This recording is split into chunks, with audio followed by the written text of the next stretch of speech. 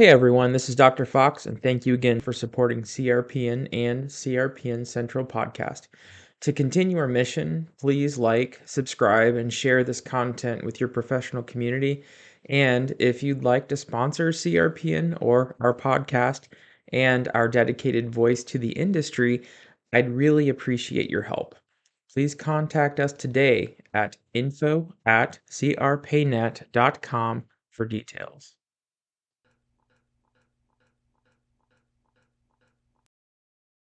Hi, we're very excited that we got the chance to speak today. We have everything ready for this study. We cannot wait to start it. All of the information you request for our startup, including a complete recruitment plan, all legal filings, and our regulatory processing. Thank you, Site. Hey, actually, we changed our mind. We don't need you anymore, so we're just going to stop this relationship now. Excuse me, can you please repeat that? But we just did all this work for you. We spent hours of time to accommodate your research request. I accommodate my whole team. If that is what you would like, we will just invoice for this service. We definitely About will. payments. Yeah, in the contract it states that startup isn't due until the site initiation visit.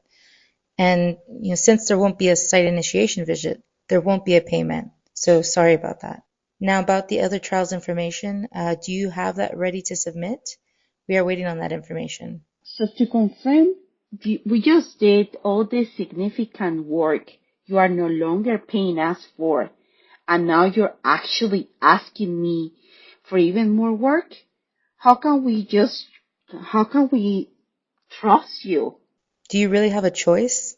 A contract is a contract. Maybe next time you should review it a little bit better. Maybe not. We are done here. And rest assured, this will influence your PACT score. At first read, doesn't that sound like some kind of an interaction with a sleazy car salesman? I mean, seriously, utilizing legal documents not to build trust, but rather as a manipulative tool to exploit, work, and to collect unearned services.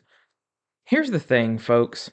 This was a true story, and unfortunately, it happens all the time. We only hear about it from those who are brave enough to seek help and to speak up. Every time I learn about one of these situations, it only reinforces the mission. Who do you think is going to pay for all of the work performed by this site and the unpaid bills by the sponsor? That's right, it's future trials.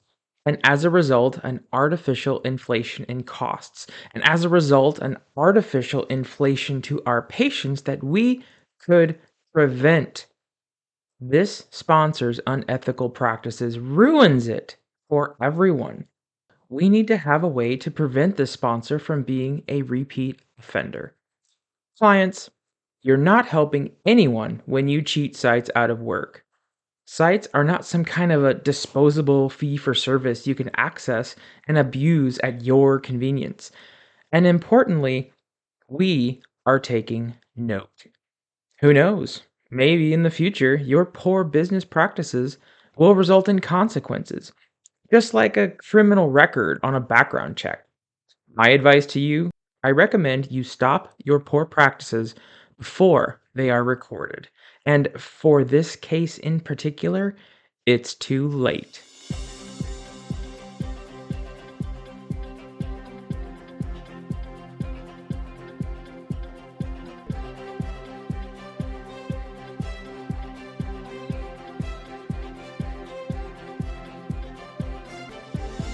Welcome to CRPN Central, the official podcast of the Clinical Research Payment Network. I'm your host, Dr. Daniel Fox. CRPN Central discusses the real issues with our clinical research industry to explore and identify mutually beneficial solutions for all of our stakeholders. The clinical research industry seems like a wild, wild west sometimes. Companies do whatever they like, and the biggest and the strongest often bully our sites into business actions that are not necessarily appropriate, legal, or even ethical. We need a level of accountability for everyone involved, but we just don't have the systems in place to execute such ambitious objectives until now. Today's episode focuses solely on CRPN's PACT survey and report offerings. I'll explain PACT and its origins. I want to tell you how it works, and I want to tell you what we hope to accomplish with our industry wide accountability metrics. By the end of this discussion, I hope that we can understand PACT's impact on all of our bottom lines, our professional relationships, and the collaborative trust we build with each other. The PACT program that we know today grew in a number of stages.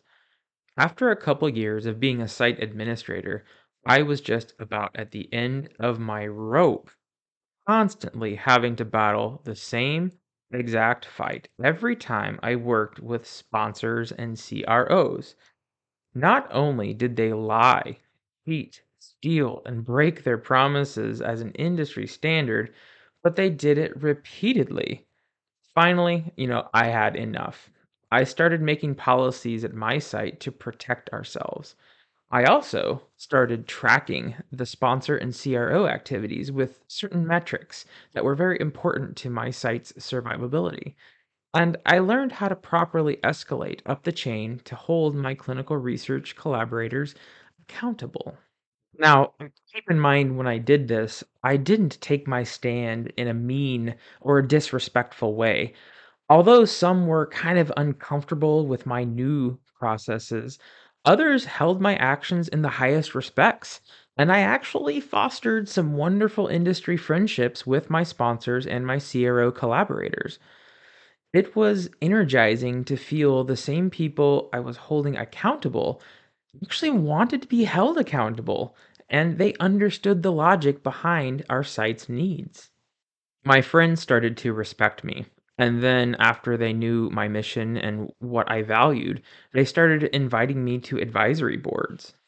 Now, there was one wonderful professional in particular. She's one of my best friends in this industry. She wanted me to speak as a site ambassador in a new project to understand exactly what sites valued. She said, we're polling from sites from across the industry to understand what they value the most. She told me, we've come up with this acronym, ACT, to help us remember. From what we are hearing, sites look for access, choice, and trust from their industry partners. After listening to my colleagues' explanations and understanding what they were going for, I just told her, there's really just one more thing that's missing from your acronym. Access and choice mean nothing if you don't keep your promises. And promises directly influence the trust that we all hold in each other. And so, PACT was born. We had intentions to pursue it and to publish on it and to collect data and to really make it into a big program. However, the advisory group disbanded. And then, after a few months of realizing what we had accomplished, I realized that the metrics that I collected could easily be assessed with promises, access, choice, and trust categories. And if we combine these categories together, we could create a normalized industry score to understand at a glance exactly what kind of company we work with every day. It took some time to put all of the pieces together, from the data analytics to the initial tech development. However, after some consultation with my industry supporters, CRPN's official PACT score was born. Promises, the assurance someone will definitely do, give, or arrange something. Does the collaborator keep their word? That's all about promises. Are payments made on time? Are queries completed? Are timelines kept? So many promises in this industry are made among armies of people who never talk to each other that I feel often we forget the value of a promise and the consequence of our professional integrity when it is broken. Keeping a promise is a big deal. And we can see the negative results of every promise made and broken in the disintegration of our industry's professional integrity. Access, the right or opportunity to use or benefit from something. Far too often, and unfortunately, as an industry standard, clinical research sites are expected to perform research studies without the necessary resources for quality, safety, and efficiency. Money, information, software, hardware, and staff are only a few of the limited resources that are withheld, forgotten, omitted, or denied for reasons that are out of a site's control. If sponsors and CROs expect timely and quality research services, they should work with sites to ensure appropriate access to everything that they need when they need it. Choice, the right or ability to make a decision when faced with two or more possibilities. Every contract signed between sites and sponsors or CROs is an independent contractor agreement, meaning sponsors and CROs agree that sites are independent contractors. This agreed upon independence is often forgotten with the perceived dependence sites have on their financial dependency with sponsors. As a result, sites far too often are forced to perform research in certain ways, with certain software and hardware, and even with certain vendors and organizations. As independent contractors, sites are legally entitled to make the professional choices required to perform research services, including operations, legal representation, finances, regulatory organization, and so much more.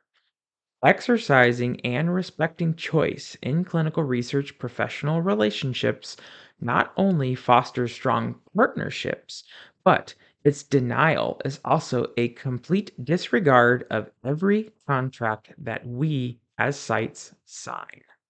Trust, a firm belief in the reliability, truth, ability, or strength of someone or something. Combined, demonstrated promises, access, and choice grows a comprehensive trust in a relationship. How much can we rely on someone? How rest assured can we be their systems and processes perform good work? With every positive activity we experience, trust is enhanced. And with every poor experience we have, trust erodes. So, there it is, PACT, a simple little acronym that, when calculated correctly, can tell us so much about the people we work with in clinical research. After launching PACT, I received feed forward comments from my sponsor colleagues. It's not fair. They were being measured in a one way system, and they were right.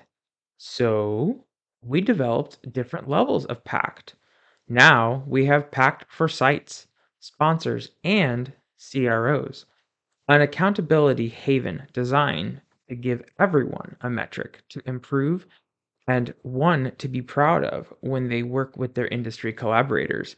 After all, if you are going to talk, you better walk the walk. At its core, ACT is a community reporting structure to make sure everyone working in the industry has a validated means of reporting good and bad business experiences. CRPN's site partners and sponsor members have full and unlimited access to submit PACT surveys, and therefore a single voice that can build into a comprehensive accountability database. Each site partner and sponsor member may submit PACT reports for each trial every 6 months, and survey results expire from consideration 5 years after submission, meaning that even if someone receives poor PACT reports and therefore a low PACT score, they constantly have motivation to improve processes and to raise the bar in the future.